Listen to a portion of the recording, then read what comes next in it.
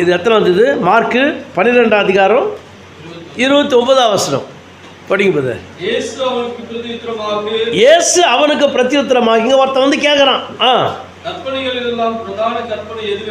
கற்பனை என்று சொல்வது கமாண்ட்மெண்ட்ஸ், கட்டளைகள். கற்பனைனா கட்டளைகள். கற்பனைகளிலெல்லாம் பிரதான கற்பனை, what is the chief of the commandments, முதன்மையான இந்த இந்த இந்த கட்டளை எது கேட்கும்போது ஆண்டவர் என்ன சொல்றாரு?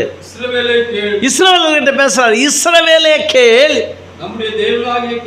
நம்முடைய தேவனாகிய கர்த்தர் ஒருவரே கர்த்தர். இங்கிலீஷ் ரொம்ப இருக்கு, லார்ட் அவர் காட் இஸ் ஒன் காட். ரொம்ப அழகாக இருக்கு.